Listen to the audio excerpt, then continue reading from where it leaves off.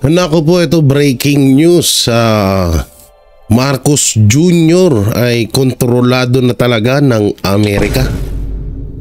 At ito ang nalalapit po na pag-uwi or paglaya ni Pangulong Rodrigo Roa Duterte. Paktay ka dito, Romualdez.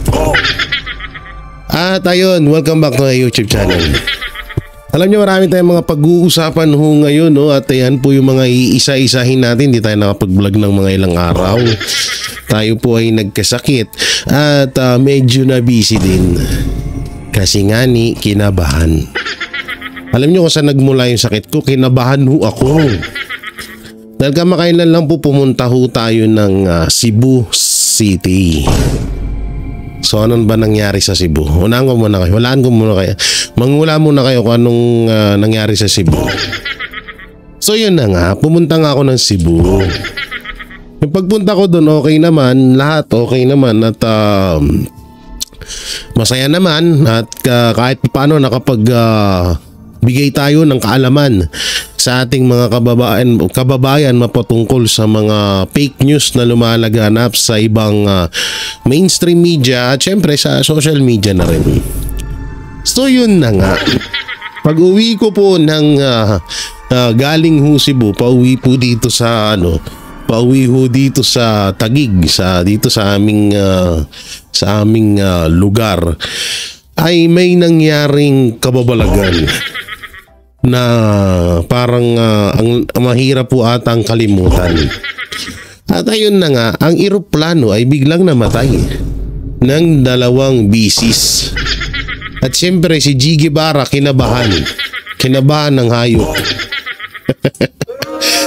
So tayo po ay kinabahan. Ikaw ba naman, nasa Erika eh. Pag ikaw, tanungin nga kita, pag sumakay ka ng eroplano, pag namatay, hindi ka kakabahan. So yun na nga, kinabahan nga po ako. Dahil yung eroplano po, ang dami kasing nagdadasal sa akin na mamatay na ako eh. Kaya tuloy, hindi nauudlot tuloy eh. Nauudlot tuloy yung panalangin nyo. Huwag nyo na ipanalangin, bibigay naman ng taas yung kung kagustuhan niya. Ito naman to kasi. So yun, 2 beses ho namatay or parang nag-blackout or nawala sa control yung, hindi naman totaling nawala sa control. Balang, ito yung aeroplano. So nung pagkawala ng power niya, biglang gumanyan ho siya ng, syempre pagkaganyan ng aeroplano, biglang ganun ba naman, parang tinanggalan ka ng kaluluwa. Oo, parang ang tinanggalan ng kaluluwa. So doon sa pangyayari yun, pag uwi ko, syempre pagod din sa biyahe, ayun na, tinrangkaso na ang hayop. Tinrangkaso na po ako at umabot po ng 3 days mahigit.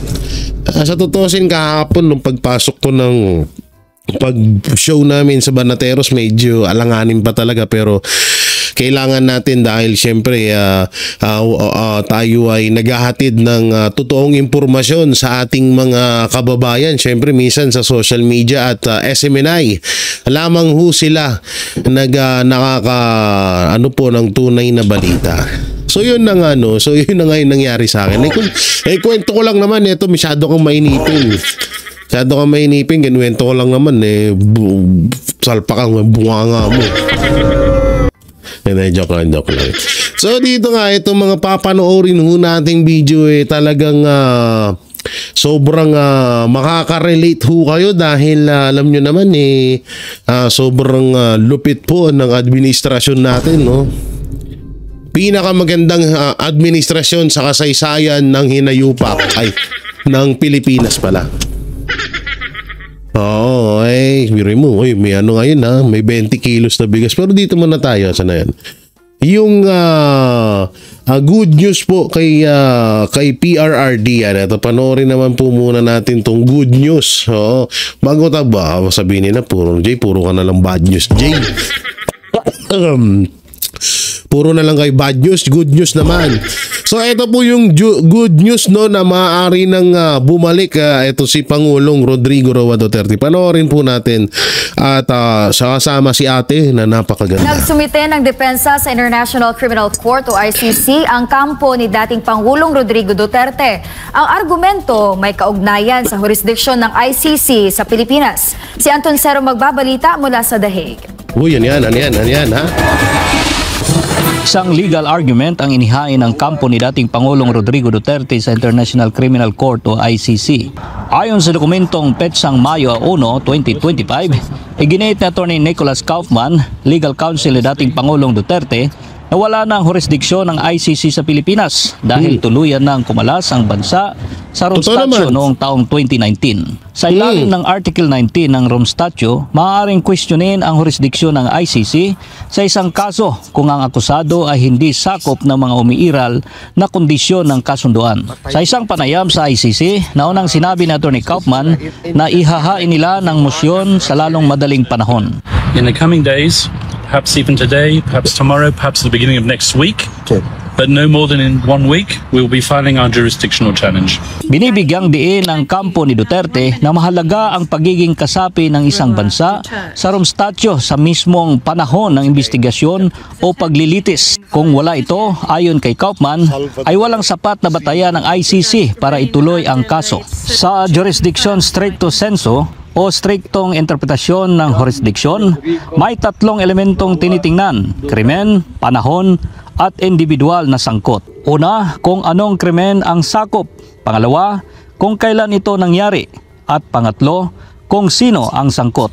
Iginiit ng kampo ng dating Pangulo na hindi dapat basihan ang nationality o teritoryo kung wala ng membership sa Rome Statute. Dahil dito, iginiit ng depensa na walang legal na kapangyarihan ng ICC sa kasong ito. Sa panig naman ng Senado, welcome development sa kampo ni Duterte. So yan maputol ko lang, napakaliwanag ho dun, no? Na wala silang legal na dito sa krimen na to. Sa kasong ito, hindi pala krimen. Ito yung krimen, no? Yan mga hinayupak na yan. Yan ang lehitimong krimen. Ang ano ho kasi dito, ang kagaya nung sinabi ko sa SMNI, ako'y nanaginip na itong administrasyong Marcos daw ay parang nakikiusap.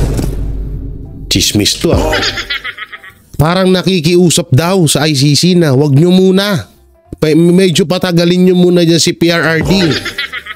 Patagalin nyo muna dyan si Pangulong Duterte.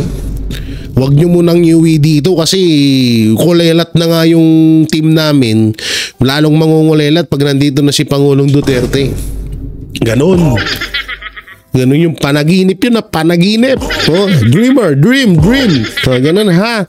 Kasi baka mamaya may magreklamo na naman dyan, may magkaso-kaso na naman dyan. Na kesyo, ano na naman, gawa-gawa na naman ang kwento. Yun lamang ay panaginip lamang ho, no? Ngayon nga, parang nakikiusap na pero wag ka, sinabi ni Sir Jason sa kanina sa SMNI na siya rin daw ay nanaginip din talaga. Magkatukayo talaga kami, parehas kaming talagang marunong managinip no? At doon nga sinabi nga na Sir Jason na siya ay nanaginip na 11 pa lang daw ay makakauwi na si Pangulong Duterte. Aba naku palakpakan natin yan kung ganun.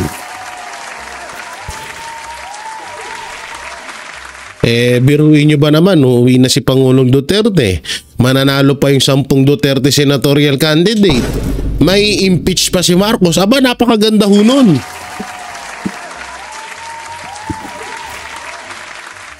Oo, at ayun nga, na alam nyo, lagi ko napapanaginipan din yung impeachment kay Marcos. Oo, ang masaklap nga lang daw, bigla daw mawawala dito yan. Di sa totoo lang sa yaman ng Marcos, sa ngayon, sa dami-dami nilang nakukuha pera sa gobyerno, katulad lang 6 trillion sa bicameral na may blank item, di ba?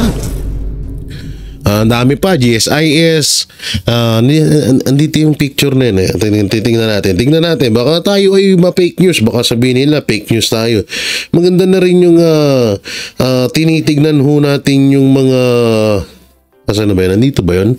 Yung mga resulta na yun, no, na na tawag dito, yan, GSIS, PhilHealth, ano pa, Maharlika Fund, marami pa pong mga iba't ibang GSI, SSS, yan, yun yung mga pondo.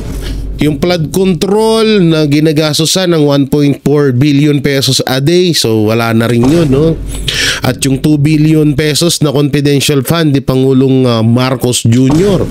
So kung iisipin mo maigi, talagang etong sila Marcos ay kung talagang mabubuhay na to panghabang buhay.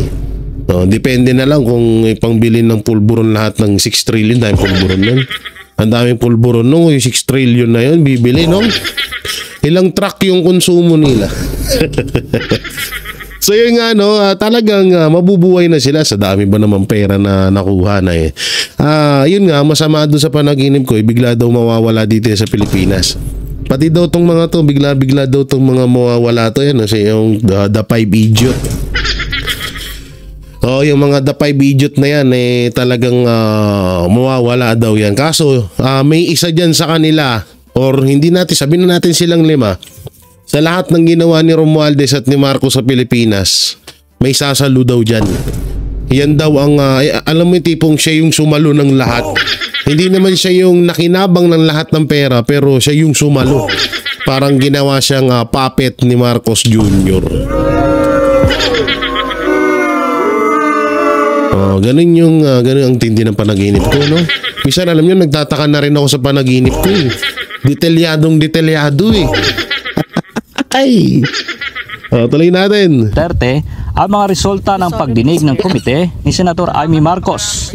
Ani Attorney Kaufman, posible na gawin nila itong basihan sa mga argumentong isusumite sa ICC. Mention has been made of the arrest, mention has been made even of the jurisdictional arguments. They are very compelling and they support our arguments as well. Patay kayo doon. Gagamitin pala yung nangyaring hindi. Ito uulitin ko Kasi may mga nababasa din ako minsan na may mga ibang vlogger din dyan na DDS na medyo against sa amin ng Banateros kasi nga kami ay against kay Amy Marcos. So ito na. Alam nyo,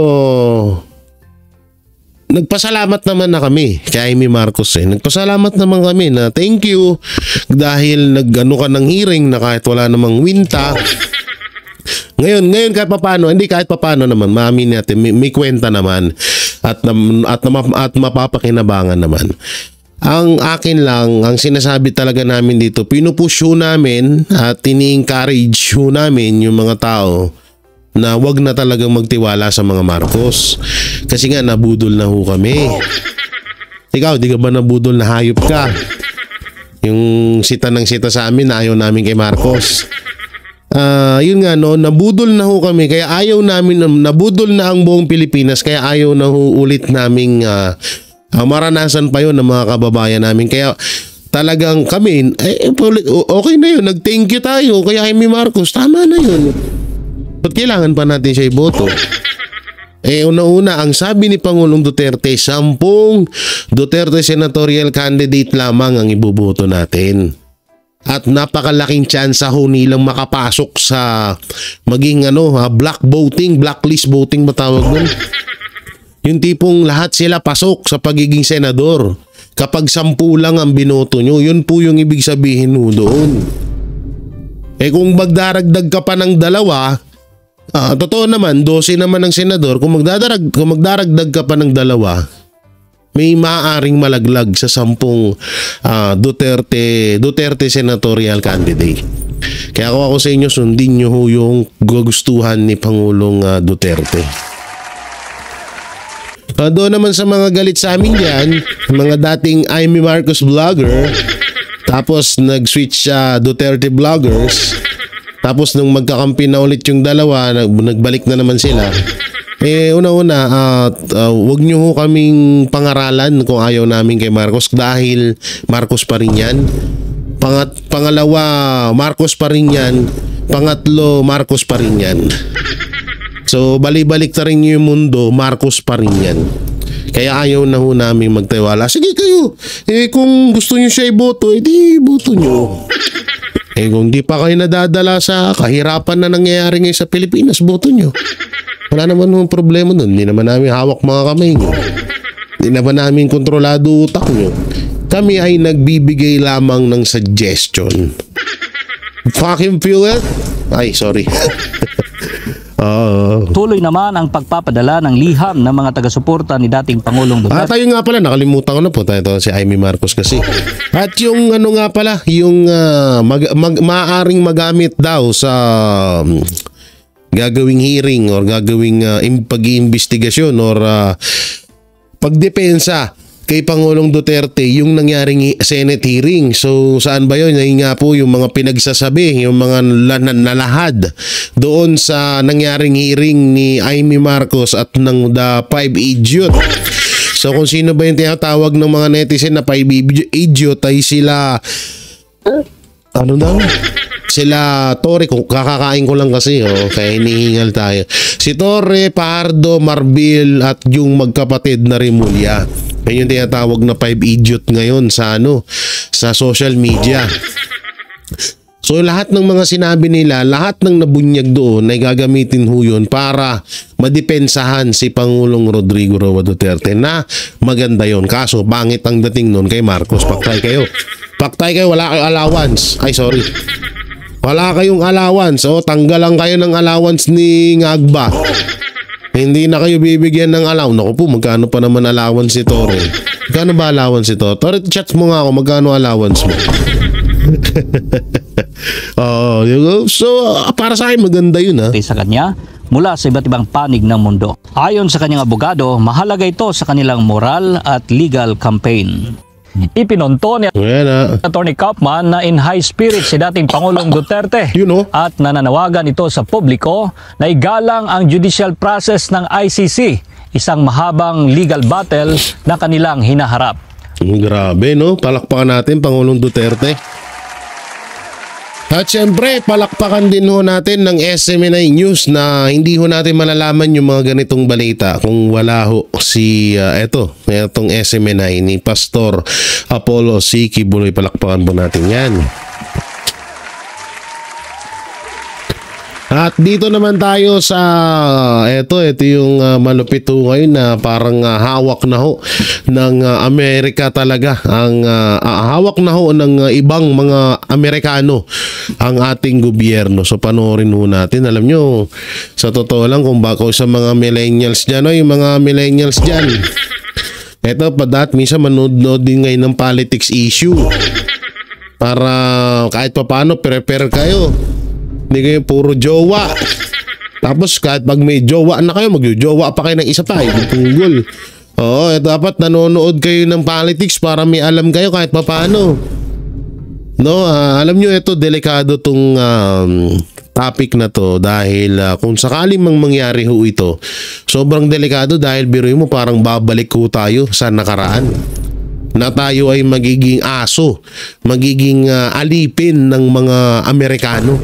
So yan ang dapat nating iwasan Kung kami ay tinatawag na pro-China, mas dihamak na mas okay pa siguro na maging pro-China kaysa sa maging pro-Amerika. Alam naman natin ugali ng Amerika, kapag may gusto niyang kunin, pag may tulong yan na ibinigay, mayroon niyang kapalit. So ito po, panoorin natin. Na-capture na po talaga ng Amerikano ang gobyerno ng Pilipinas, pero nakatago sila sa likod nitong pasad na tinatawag na Philippine government. Pero kita po natin talagang yung patakaran ng One China policy ng Pilipinas halimbawa ay nilalabag na po ng napakaraming mga kagawad ng ating military, Philippine Coast Guard, at ang Philippine Coast Guard ay sunod-sunuran kay Raymond Powell, a US Air Force officer, doon sa kanilang strategy of assertive transparency para masira po ang relasyon ng Pilipinas at China. Naku, delikado po pala yan, Oo. Parang di kasi ito, isipin nyo minsan nagtataka talaga din ako sa totoo lang. Yung katod niya, nung nakaraan may nahuli na naman na Chinese, hindi ko naman sila pinagtatanggol. Hindi ko sila pinagtatanggol kung may ginawa talaga silang mali. Sabihin na natin na nahuli sila dahil may dala silang droga. So ba't mo ipagtatanggol yun? Nahuli tong mga Chinese dahil pumatay sila ng kapwa natin Pilipino. So hindi mo dapat talaga ipagtanggol yun. O Chinese nagnakaw, 'di ba? Or nanakit ng Pilipino, 'di ba? So hindi mo dapat talaga ipagtanggol yun. Bang punto kasi dito, ang ano kasi dito, sobrang ganda ng China. Sila nga ang maituturing na first world country sa buong mundo. Pero kung iisipin nyo, anong mapapala ng China na mag-i-spy sila dito sa Pilipinas?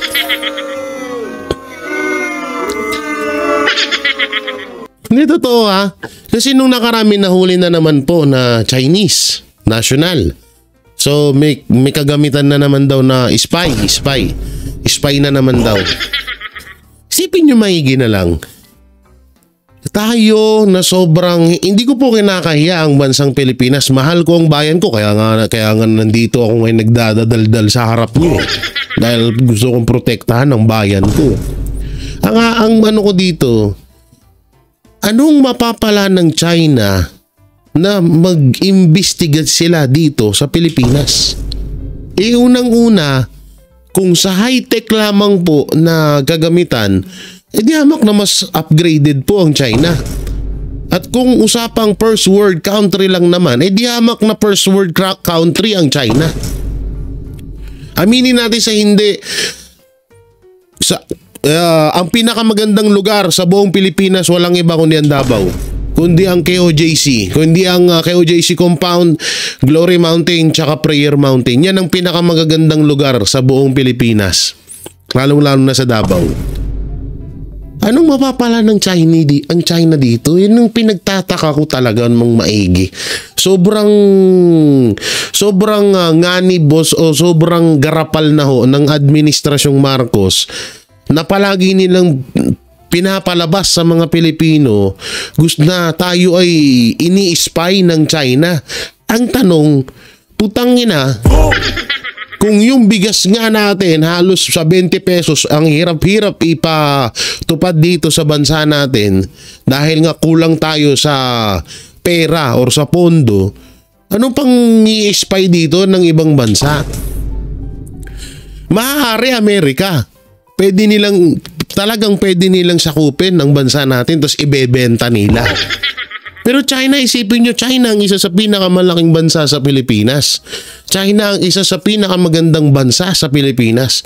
Anong mapapala nila dito, mga hinayupa kayo?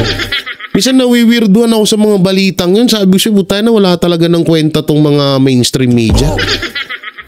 Isang Chinese national nahulihan ng kagamitan, spy ng Pilipinas. Panghina nyo. Okay, panoorin natin to. Dito, sir. Well, ito po ay pagtataas ng antas ng tensyon na ginawa po ni Commodore or Admiral Trinidad ng Philippine Navy sa kanyang mga pananalita na kanyang pinasok po ang issue ng Taiwan na para sa China ay red line po yan. Alam naman ng lahat po yan kung bakit po pinasukan ni Admiral Trinidad yan is a very big question mark. Siya pa ay nautusan ng mga Amerikano na sadyang i-provoke ang China tungkol dito. But nakikita po natin ang Amerikano po ay talagang steady at sistematiko ang kanilang escalation dito sa escalation ladder na tinatawag sa tensyon. Dahil po may timetable ng Amerikano para sa gera sa Asia 2027, hindi natin malaman kung talagang kakaya po nila by 2027, pero yun ang mga naanunsyo ni US Admiral Paparo ng Indo-Pacific Command, no? So yan ang hindi po siguro sapat na nalalaman ng ating masang Pilipino kasi marami pang nagogoyo sa mga intensyon ng Amerikano, samantalang talagang napakasama na po ng impact ng American mga ginagawa ng Amerikano dito sa Pilipinas with our Philippine military and of course with Bongbong Marcos. Ang intensyon ng Amerikano para ito ay dito sa kanilang plano ng limited war dito sa rehiyon po natin ay para pilayin ng Asian century, pilayin ng asenso ng Asia. At alam naman natin, nagpipilit si Presidente Trump at ang Estados Unidos na humabol ulit at makabangon dito sa kanilang ekonomiya. At nakikita nila ang Asia na pinakamataas na sentro ng kaunlaran po sa mundo ngayon. Hindi, pero para sa akin ay baka sabihin nyo, akala ko ba Jay, tropa ni Digong si Trump? Totoo naman ho yun. Hindi ho kay Trump na iba, baka kay Biden pa to. Etong kuno-kuno na parang gusto tayong kontrolin.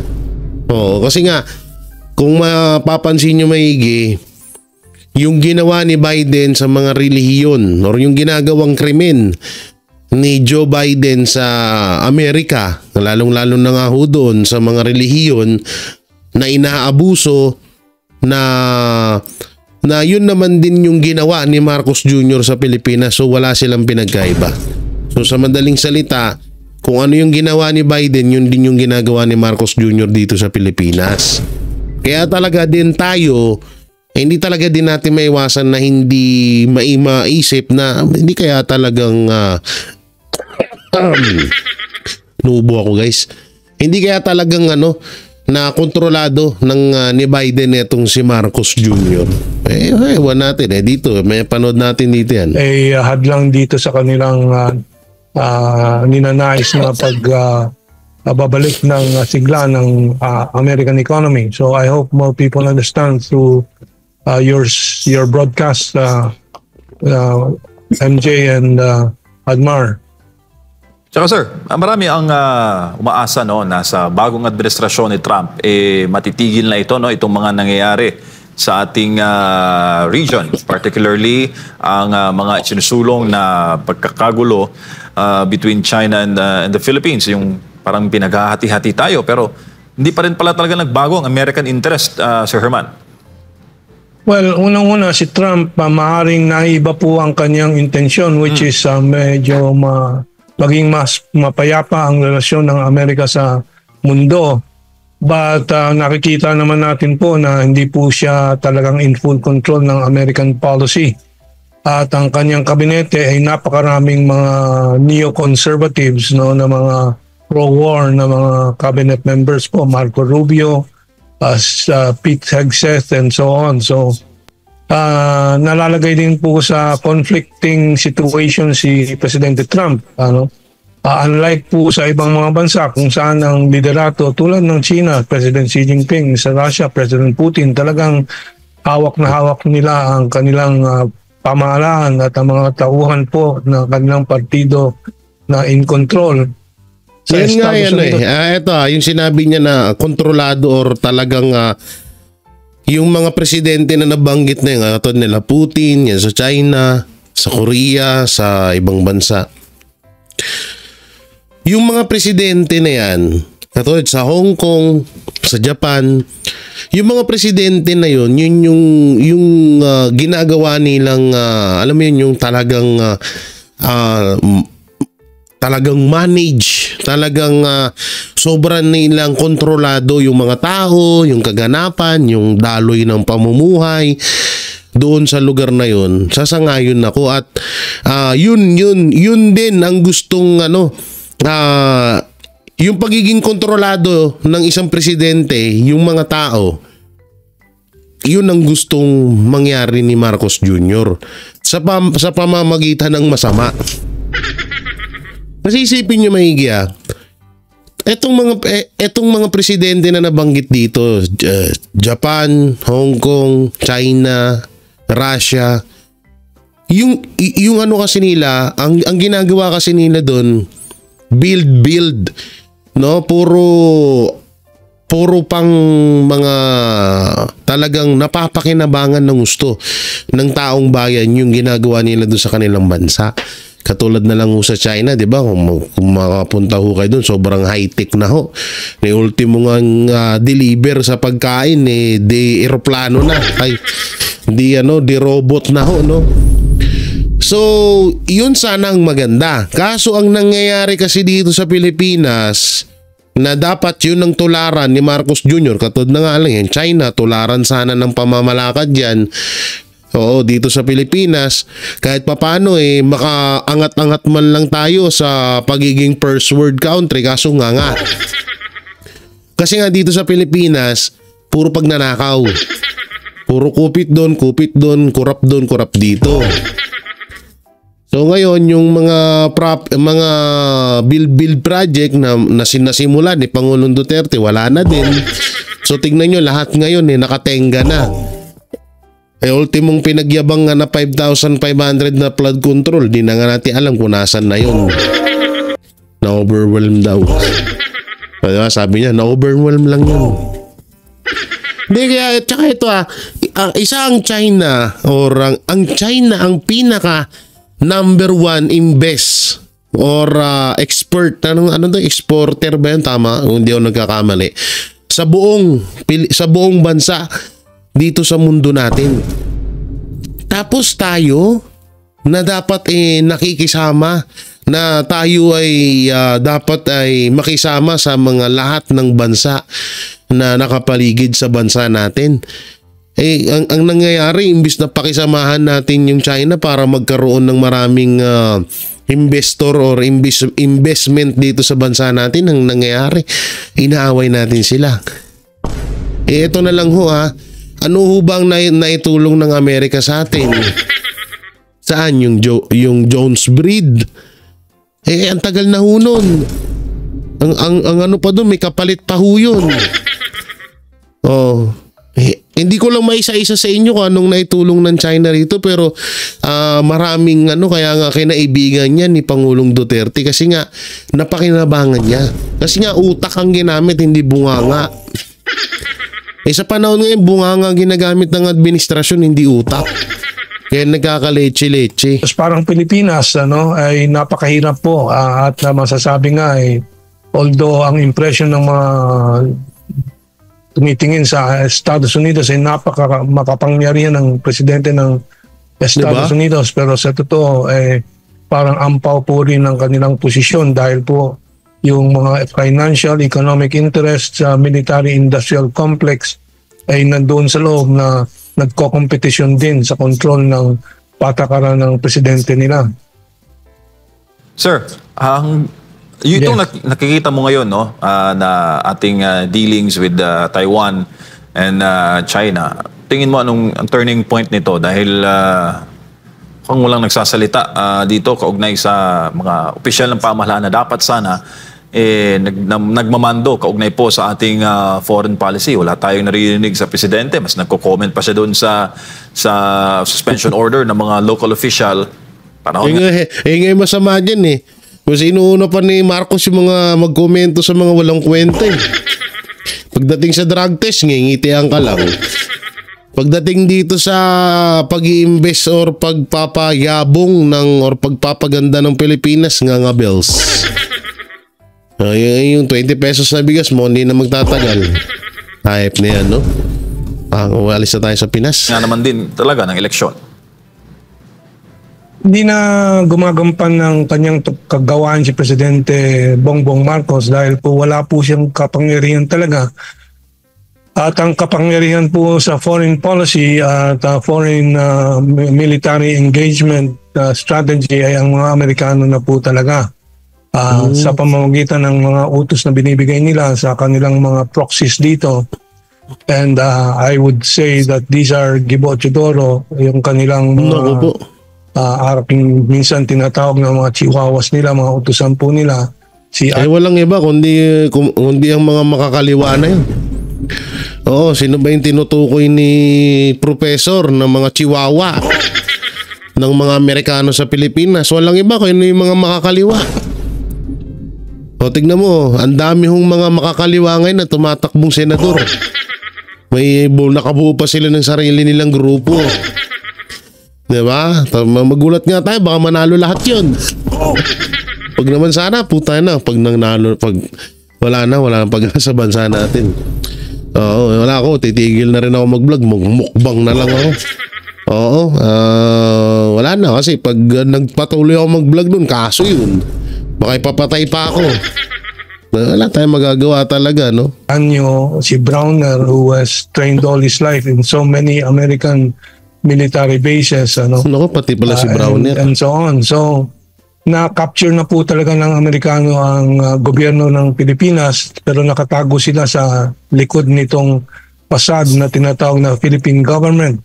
Pero kita po natin talagang yung patakaran ng One China policy ng Pilipinas halimbawa ay nilalabag na po ng napakaraming mga kagawad ng ating military, Philippine Coast Guard, at ang Philippine Coast Guard ay sunod-sunuran kay Raymond Powell, a US Air Force officer, doon sa kanilang strategy of assertive transparency para masira po ang relasyon ng Pilipinas at China. In the meantime, tuloy-tuloy na pinipilit ng Amerikano na sirain ng ating economic situation, yung kanilang pagsisira po sa ating relasyon sa China ay malaking dagok po talaga sa ating ekonomiya at nawawalan po tayo ng mga $2 billion. Hindi, alam nyo, ito naisip ko dyan, ba't sinisira tayo ng Amerika sa China? Unang-una po, napakalaki ng utang ng Amerika sa China, no? Hindi kaya balang araw gawin tayong palaman. Palaman ba na kapag nagkagulo ang China at Pilipinas, biglang kakampi ang Amerika sa China? At pag kumampi ang Amerika sa China, nakakala ng Pilipinas na tayo kakampihan ng Amerika. Pero China pala ang kakampihan para magmukha silang kakampi na talaga ng China. Parang ngayon sinasabi ko, ginawa tayong palaman. Oo, ang mangyayari parang tayo yung pinangbayad utang nila sa China. Na kinampihan namin kayo wag niyo muna kami singilin sa utang namin. Oo, gigil din ako dyan sa Pilipinas na yan ayun nung masaklap na mangyari. Wag naman sana din, no? Sa Chinese tourism, for example, hindi po yan nauulat, halos hindi talaga nauulat po yan. That's $2 billion po na nawala po sa atin dahil sa sadyang paghihigpit sa mga visa ng Chinese tourists, no? Yung mga black propaganda laban sa Pogo and so on, ayun po ay kanilang ginamit na cover story para dito sa mga paghihigpit sa mga negosyo sa China na pinakikinabangan po ng lahat ng ibang mga ASEAN countries including Vietnam, top trading partner ng China. At dito sa gitna ng krisis ng tariff war, sino ang pinapaboran ng Vietnam? Ang China. Dahil po napakalaking pakinabang ng Vietnam sa China at kung pag-uusapan natin ang nakakatawa nga ang Pilipinas Wala na nga mapakinabangan ibang bansa dito, lalo na China. Nangaaway pa. Nangaaway pa yung Pilipinas. Oo, wala na nga. Gutom na nga tayo dito. Tapos hawain mo pa. Wala talaga. Soberenya at pagkatapang po ay walang tatalo sa Vietnam. So, bakit sila po ay malapit ng nakikipag-ugnayan sa China? Yun naman kabaliktaran na nangyari sa Pilipinas ay humihiwalay, lumalayo. At wala po tayong nakikitang pakinabang sa Estados Unidos kundi itong military drills na nalalagay po ang Pilipinas sa peligro. At yung tuloy-tuloy na pinipilit, isinusubo sa atin yung F-16s nila, Typhoon missiles nila na binebenta sa atin sa utang ng military sales grants and so on. So, yun pa talagang sinusuhol sa atin yung mga kagamitan na yun. Wala nga may provide sa mga Pilipino na pangmatagalan na trabaho, tapos mas pinaglalaanan yung mga jet na yan. Kahit pa ilang jet ang ibenta ng Amerika sa atin, hindi tayo mananalo sa China. Dito tayo sa isang video. Politika sa bigas. So ito, panoorin natin. Pinatikos ng mga ordinaryong Pilipino ang pagsisimula ng bentahan ng 20 pesos kada kilong bigas ng Department of Agriculture sa Cebu City. Pero paglilinaw nila, hindi ito dahil sa presyo, kundi dahil sa politikal umanong motibo sa likod nito. Galit ang marami matapos makita ang mukha ni Marcos Jr. sa packaging, kahit pondo naman ang taong bayan ang ginamit para sa implementasyon ng naturang programa. Si Sheena Torno magbabalita. Imbes na matuwa, ay nagalit ang taong bayan sa pagsisimula ng 20 pesos kada kilong bigas ng Department of Agriculture sa Cebu City. Ang dahilan, sa halip na magsilbing konkretong tugon sa kagutuman, ang programa ay tinawag na propaganda matapos ilagay ang mukha ni Marcos Jr. sa packaging ng bigas, kahit malinaw na hindi naman galing sa sariling pondo ng Pangulo ang pambili nito. Hindi napigilan ng ilang netizen na maglabas ng saloobin kaugnay ng programa sa unang araw ng buwan ng Mayo. Kitang-kita kasi ang larawan ni Marcos Jr. sa packaging na Tangina. Ayop na nakalaw. Di ito ang sobrang kapal ng mukha nila talaga. Ang kapal ng mukha nilang magpinsan. Hindi ito mga kababayan, wala hong masama dito sa bigas na to. Wala hong masama dyan. Kung may binibentang 20 pesos na kilo ng bigas, bumili ho kayo. Malaking tulong po yan sa inyo. Ang masama dyan, ipinamumuka ni Marcos Jr. na ang perang ginastos dyan ay galing sa sarili niyang bulsa. Putang ina niya. Ganun. Ganun ang gusto niya iparating sa inyo. Na sarili niyang bulsa.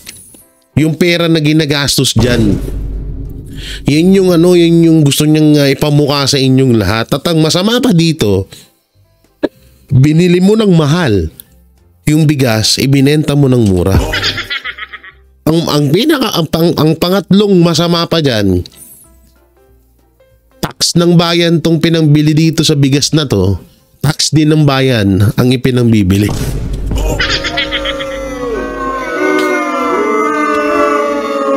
Ang saklap nun, diba? Parang kang ginisa sa sarili mong mantika. It's so hard. Nila pinaparamdam sa mga tao na personal itong ayuda mula sa kanya. Pero malinaw, pondo ito ng gobyerno, buwis ng taong bayan at hindi mula sa bulsa ng Pangulo. Ilan sa mga komento ng netizens ay nagtatanong kung kandidato ba raw ang Pangulo kaya't mukha niya ang nakapronta sa packaging. Habang ang iba naman ay question ang timing ng programa, lalo't kasalukuyan ang campaign period para sa nalalapit na halalan. Kaugnay pa rin dyan, sinabi naman ni Agriculture Secretary Francisco Chu Laurel Jr. na hindi mo na itutuloy nakatakdang bentahan ng 20 pesos na bigas sa mga kadiwa outlet sa May 2. Ngayong unang araw ng buwan ng Mayo nga ang tinakdang simula ng bentahan ng bigas sa Cebu City. Ngunit isang araw lang ito maaring bilhin ng mga consumer at tanging sa pamamagitan lang ng kadiwa booth. Paano ba naman kasi isinabay ang programa sa panahon ng kampanya kung kailan ipinatutupad ng Commission on Elections o COMELEC ang ayuda ban? Ibig sabihin, tingnan mo doon pa lang maano mo sila na hindi talaga nila pinagpaplanuhan lahat. Alam naman na nila na eleksyon. Mamimigay sila ng bigas. So anong kakalabasan nun? Di ba vote buying? Ang pangalawa pa dyan, bumili ka nga ng mahal na palay. Umangkat ka ng mahal na bigas, ibinenta mo ng mura. So, walang problema din. Sa tutusin, meaning ko po sa inyo, wala akong problema na may 20 kilos na bigas. Malaking tulong po yan para sa inyo. Ang pinupunto ho namin dito, yung pamamaraan. Paano na ipatupad? No? Kung paano nila ipinatupad yan. Yun yung pinupunto namin dito. At wala kami sinasabi na wag niyong tanggapin, wag niyong bilhin. Pero kung alam niyo naman na delikado yung bigas na yung kulay dilaw or parang kulay putik or buhangin na yung bigas na yun, syempre wag niyo nang bilhin. O gusto niyo sa mga alaga niyo, sa mga alaga niyong asong askal, ganun, pwede rin naman yun. Pero yung pipigilan namin kayo bumili ng 20 pesos na bigas, hindi, malaking tulong sa inyo yan. Yung amin lang dito, may mga mali talaga yung mali yung tempo. Mali yung hindi pinalano kung anong magiging resulta nung pagbili ng mahal na bigas at pagbenta ng mura na bigas. Yun no? Ewan ko ba, tapos talagang obvious na vote buying to. Kailangan humingi muna ng exemption mula sa COMELEC ang mga lokal na pamahalaan maging ang mga ahensya ng gobyerno. Well, tapos ito pa pala, may naisip ako. Ito pa. Hanggang kailan to? At pangalawa ko naisip dito, Ang laki na naman kinabig mo. Halimbawa lamang ha. Namigay ako sa buong Davao. Hindi, sabi nga hindi na sa Davao. Sa buong Cebu. Nagbenta ako sa buong Cebu nang nagkakahalaga ng nasa 5 million na halaga ng tigbe 20 kilo pesos na bigas. So alam ko hindi kasya yun sa buong Cebu malaki ang Cebu Pero yun lang ang nakalaan sa bawat lugar. Kasi nga, halimbawa, ang pondo niyan is nasa, sabihin na nating 2 billion. Pero 1 billion lang ang ipapaikot sa buong Pilipinas. Na hindi rin mamimaintain ng matagal. Dahil yan lang ay isa lamang propaganda. Pusahan tayo kung tatagal yan o hindi. 29, eto na lang, isipin nyo may 35-29. Na mga una nilang ipinatupad na bigas. Bakit? May ano ba? May tumagal ba yun? Asan na yung 29? Yung kulay dilaw, tumagal ba yun? Hindi. Eto pa kaya mas mababa. Kaya posible ito. Sabi, ako na nagsasabi sa inyo. As far as the COMELEC is concerned, hindi pa namin nakukuha yung approval to do the Cebu government has not yet gotten the approval to do the selling of 20 kilo rice in Cebu. We do the actual selling on May 13 siguro ang target na doon. Dismayado raw si Laurel dahil maaantalang bentahan ng bigas at posibleng matenga na naman ang mga supply sa mga bodega. Posibleng maapektuhan ang bilihan ng palay mula sa mga lokal na mga magsasaka. Gayunpaman, nasa 12,000 na mga sako ng bigas ang ibinaba sa Kadiwa booth sa Cebu City. Sakaling maubusan ng stock sa unang araw ng bentahan at humarap sa aberyang logistics, may nakahanda raw na alternatibong solusyon ang kalihim. From what I understand, may local stocks din ang Cebu na baka hiramin namin or sa kanila and palitan na lang, or we can actually source out naman even sa local traders din na. Hirap lang magsalita dito sa Cebu or retailers Tanginang yan, mahirap to. Mahirap to mga kabanateros. Nakakaamoy ako ng di maganda rito. Hayop na yan. Pinilit no? Pinilit pero hindi aya. Hindi aya talaga, promise. Ewan ko ba? Bahala ho kayo. Kahit anong man gawin nating reklamo, wala man tayong magagawa kasi sila yung nasa kapangyarihan. Kaya nga po, paulit-ulit po namin sinasabi na kung gusto nyong matapos ang isang kahibangan na pamamalakad sa bansang Pilipinas, ay iboto po natin ang 10 Duterte senatorial candidate. Yan na lang po ang natatanging pag-asa natin para sa tunay na pagbabago, no? Baguhin natin ang Pilipinas, ika nga ni Pastor Apollo Kibuloy.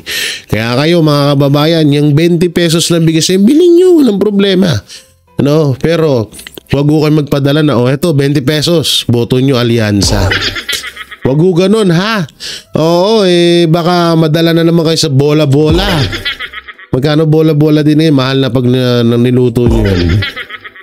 So yan po mga banateros, mga kabiyaya, anong makikokomento nyo po sa mga video na napag-usapan natin? Tayo na ba talaga ay kinokontrol na ng Amerika?